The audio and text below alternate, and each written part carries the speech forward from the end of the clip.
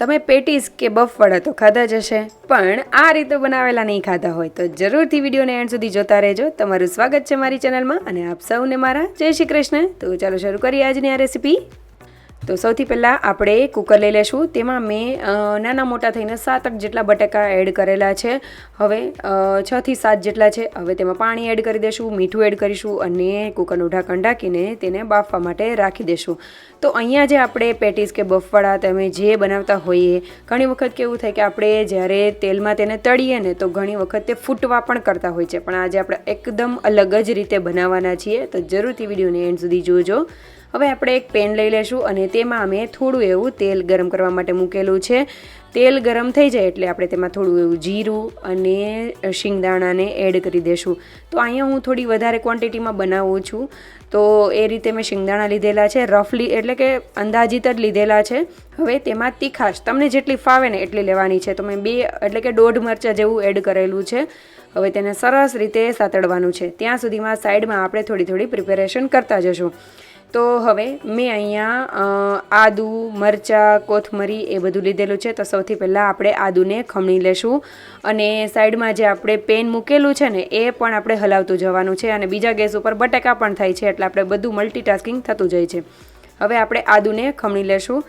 તો અને ત્યારબાદ મેં લીધી છે કોથમરી. તો કોથમરીને દાંડલી સાથે જ આપણે કરી લેશું. મેં આ રીતે રફલી એવું કરેલું છે. તો તમે જોઈ શકો છો આ રીતે લઈ લીધેલા છે. શિંગદાણા ને મરચાં ને બધું શેકાઈ જાય ને ત્યાર પાછ એટલે કે તળાઈ જાય ત્યાર પછી જ આપણે તેમાં કોથમરી એડ કરવાની છે. હવે કોથમરી એકદમ સરસ એવી સતળાઈ જાય ને ત્યારબાદ આપણે તેની ગેસની ફ્લેમ બંધ કરીશું અને ત્યાં સુધીમાં આપણે કોથમરીને એકદમ બારીક કટ કરી લેશું. એટલે થોડીક મેં પેનમાં એડ કરેલી અને થોડીક આપણે જે સ્ટફિંગ કરવાના છે તેના માટે રાખેલી. હવે એક તીખું મરચું લઈ લીધેલું છે અને તેને આ રીતે બારીક કટ કરી લીધેલું છે. તમને જેવી તીખાશ ફાવે એ રીતે લઈ શકો છો. હવે આપણે એક ખાંડણી લઈ લેશું. તો આપણું જે આ પેનમાં જે શિંગદાણાની છે તે બધું સરસ એવું સતળાઈ ગયું હતું એટલે ગેસની ફ્લેમ બંધ કરી દીધેલી છે. હવે આ બધું વસ્તુ છે તેને આપણે ખરલમાં એટલે કે ખાંડણીમાં લઈ લેશું અને તેમાં સ્વાદ પ્રમાણે થોડું એવું મીઠું એડ કરી દેશું.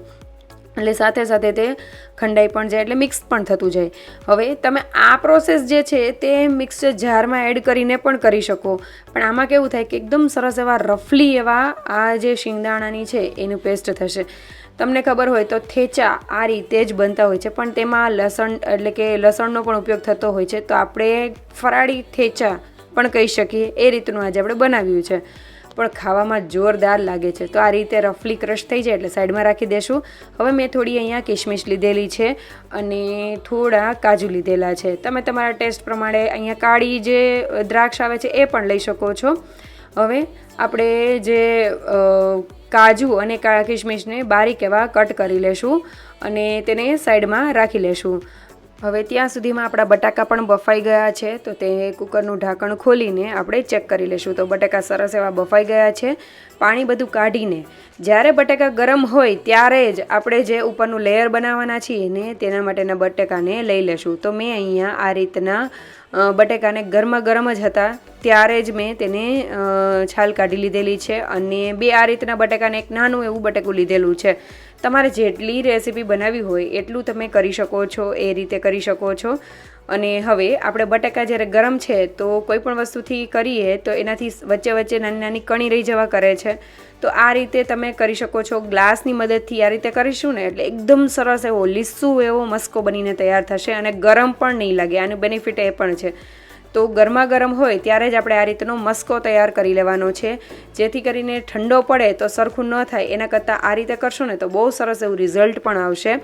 હવે આપણે આ રીતે એકદમ સરસ એવો લીસો મસ્કો થઈ જાય એટલે ત્યારબાદ આપણે ફરાળી લોટ એટલે કે જે આપણે તપખીર યુઝ કરતા હોઈએ છીએ, ફરાળી પેટીસમાં તો તપખીરનો જ યુઝ થાય છે, તો એ આપણે એડ કરી દઈશું. તો મેં 3 ચમચી ટોચની ભરાઈને એ રીતે એડ કરેલી છે. સ્વાદ પ્રમાણે મીઠું અને કાળા મરીનો પાવડર એડ કરેલો છે.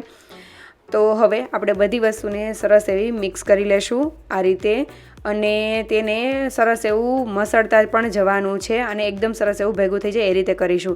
તમને એવું લાગે કે અહીંયા થોડો એવો લોટ ઓછો લાગે છે તો તમે ફરીથી એડ કરી શકો છો અને થોડું એવું તેલ એડ કરીને આપણે આ રીતે મસળી લેશું અને સરસ એવું સ્મૂધ એવું જે છે એ લોટ તૈયાર કરતા જશું. લોટ તૈયાર થઈ જાય એટલે હાથની મદદથી આ રીતે લેશો અને થોડુંક હાથમાં આ રીતે તેને વાળશો એટલે આ રીતે એકદમ લીસો એવો તૈયાર થઈ જશે. તો આપણો આ પેટીસ માટેનો ઉપરનું લેયર જે બનાવીએ તેનો લોટ તૈયાર થઈ ગયો છે. હવે તેને ઢાંકીને સાઈડમાં રાખી દઈશું. હવે આપણે સ્ટફિંગની પ્રિપેરેશન કરીશું. તો જે બચેલા હતા બટાકા એ મેં લઈ લીધેલા છે. એ ઠંડા થઈ જાય તો પણ ચાલે.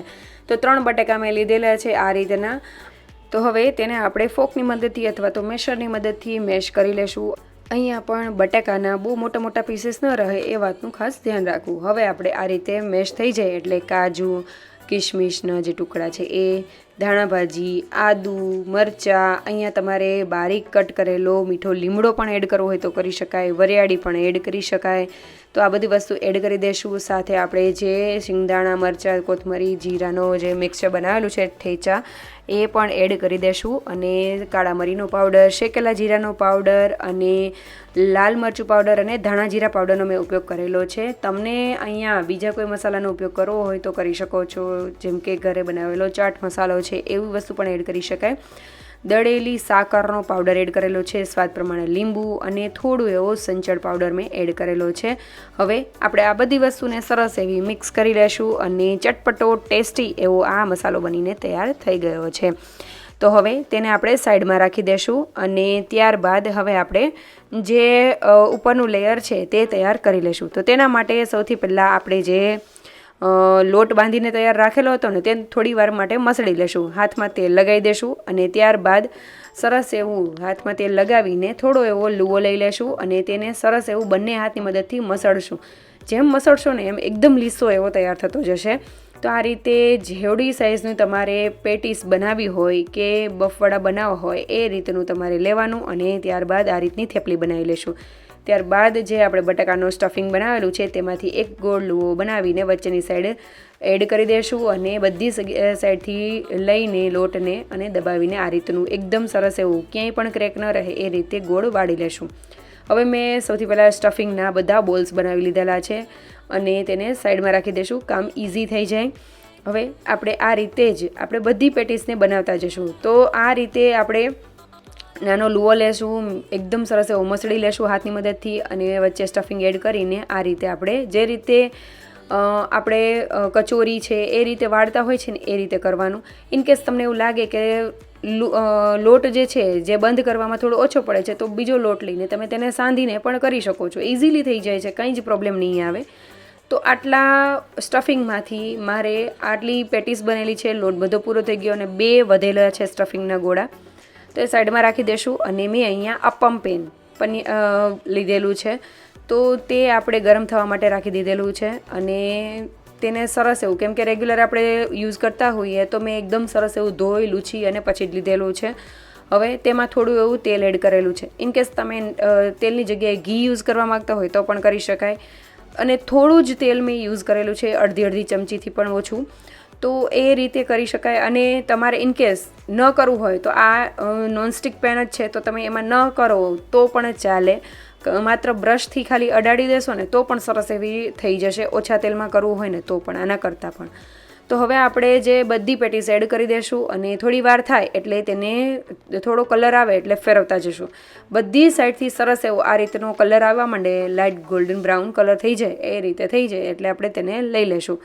હવે આમાં કેવું થાય કે જો તમે જોઈ શકો છો કે આ જે પેટીસ છે ને એ થોડી ક્રેક થઈ છે. આમાં ફાયદો એ થાય કે ત્યાં જ્યારે પણ પેટીસ તૂટી જાય ને તો તે ફૂટે નહીં અને જે આપણે તળતા હોઈએ ને તો ફૂટે ને તો તમે દાજી જવા કરે એટલા માટે. તો તમે આ રીતે પણ કરી શકો છો. ઇનકેસ તમને ન ફાવતું હોય તો તમે આ રીતે કરશો ને તો બેસ્ટ ઓપ્શન છે, જરૂરથી ટ્રાય કરજો. હવે આપણે સર્વિંગ કરી લેશું. તો તેના માટે મેં સૌથી પહેલાં દહીં લીધેલું છે અને તેની ઉપર જે થેચા છે એ એડ કરેલું છે. ત્યારબાદ આપણે પેટીસ મૂકી દઈશું અને તેની ઉપર આપણે ખાટી મીઠી આંબલીની ચટણી એડ કરેલી છે, ગોળવાળી એડ કરી દઈશું. તમને જે રીતનું ફાવતું હોય એ રીતે. ઇનકેસ તમારે ગળ્યું દહીં લેવું હોય તો પણ લઈ શકાય. તીખી ચટણી એટલે કે શિંગદાણા મરચાંની જે ફરાળી ચટણી હોય એ આપણે એડ કરી દઈશું. સાથે ઉપર મેં શેકેલા જીરાનો પાવડર, લાલ મરચું પાવડર અને દાડમના દાણાથી ગાર્નિશ કરેલું છે. તો આ પેટીસ ખાવાની એટલી મજા આવે છે ને કે વાત જ ન પૂછો. બહુ ટેસ્ટી એવી લાગે છે. ઓછા તેલમાં બનેલી છે પાછી અને ખૂબ જ સ્વાદિષ્ટ એવી બને છે. તમારે ઇનકેસ તળીને બનાવવી હોય ને તો એના મેં અગાઉ એક રેસીપી શેર કરેલી છે પેટીસની, બધી ટિપ્સ અને ટ્રિક્સ પણ આપેલી છે, તો જરૂરથી એ પણ જોજો. અને ફરાળી બીજી રેસીપી પણ મારી ચેનલ પર આપેલી છે, જરૂરથી વિઝિટ કરજો. અને જો સારી લાગે રેસીપી તો લાઇક, શેર અને સબસ્ક્રાઈબ કરજો. કમેન્ટ કરવાનું ભૂલતા નહીં. Thank you for watching.